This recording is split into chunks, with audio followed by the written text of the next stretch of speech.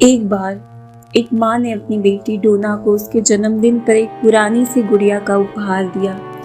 डोना nursing की पढ़ाई कर रही थी और अपनी सहेली एंजी के साथ एक अपार्टमेंट में रहती थी। डोना ने गुड़िया को अपने बेड पर एक कोने में सजा दिया। कुछ ही दिनों में डोना और एंजी को गुड़िया के साथ कुछ अजीब सा डरावना सा अनुभव होने लगा। उन्होंने नोटिस किया कि गुड़िया अपने आप मूव करती है। शुरू में तो ये मूवमेंट बहुत मामूली होते थे, जैसे कि गुड़िया का एक ही जगह घूम जाना, पर जैसे जैसे दिन बीतते गए ये मूवमेंट बढ़ता गया। अब हालत ये हो गई थी कि जब वे कॉलेज से घर आते थे तो गुड़िया कभी तो उनके दूसरे कमरे में, कभी सोफे पे और कभी कुर्सी पर मिलती थी। यहाँ तक कि कमरा बंद होने के बावजूद गुड़िया अपनी जगह बदल लेती थी। डोना और एंजी को ये सब बहुत अजीब और डरावना लगा। उन्होंने गुड़िया को अपने पास से दूर रखने की कोशिश की, पर गुड़िया उन्हें छोड़ने को तैयार नहीं थी। एक दिन उन्होंने गुड़िया के हाथ पर एक चिट्ठी पाई जिसमें लिखा था हेल्प अस। उन्होंने समझा कि शायद कोई उनकी मदद चाहता है, पर उन्हें पता नहीं था कि कौन।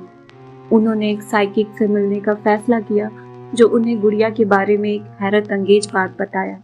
साइकिक ने कहा कि गुड़िया में एक आत्मा है जो एनाबेल कहती है। एनाबेल एक छोटी सी लड़की थी जो एक कार एक्सीडेंट में मर गई थी। उसकी आत्मा गुड़िया में बस गई थी और डोना और एंजी से दोस्ती करना चाहती थी। साइकिक ने उन्हें कहा कि वे गुड़िया को अपना दोस्त माने और उसे प्यार दे। डोना और एंजी ने साइकिक की बात मान ली और गुड़िया को अपना दोस्त मानने की कोशिश की, पर गुड़िया ने उनके साथ खेलना शुरू कर दिया। गुड़िया ने उनके घर में कई तरह की शरारतें की, जैसे कि चीजें तोड़ना, खून के निशान छोड़ना, आवाजें करना और डरावने चेहरे बनाना। डोना और एंजी को ये सब बर्दाश्त नहीं हुआ और उन्होंने गुड़िया से नाराज होकर उसे एक बॉक्स में बंद कर दिया। पर गुड़िया ने बॉक्स से बाहर निकलने का रास्ता ढूंढ लिया और उन्हें और भी परेशान करने लगी। एक दिन उनके घर में एक नया किराएदार आया जिसका नाम लोऊ था। लोऊ ने गुड़िया को देखते ही उसे नफरत कर दिया। उसने डोना और एंजी को कहा कि वे गुड़िया को घर से बाहर फेंक दे क्योंकि उसमें कुछ गलत है, पर डोना और एंजी ने उसकी बात नहीं मानी।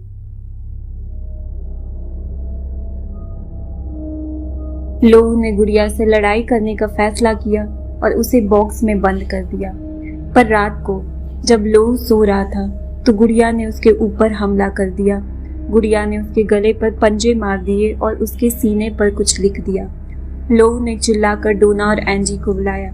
जब वे आए तो उन्होंने देखा कि लोऊ के गले से खून बह रहा है और उसके सीने पर हेल्प लोऊ लिखा है।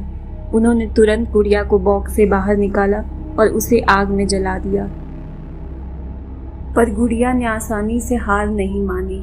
गुड़िया की आत्मा अब भी डोना और एंजी के घर में थी और उन्हें सताने के लिए तैयार थी।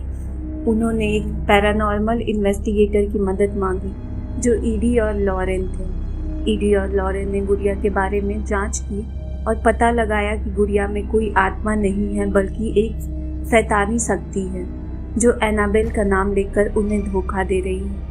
ईडी और लॉरेन ने कहा कि गुड़िया उन्हें मारने की कोशिश कर रही है और उन्हें उसे घर से दूर रखना चाहिए।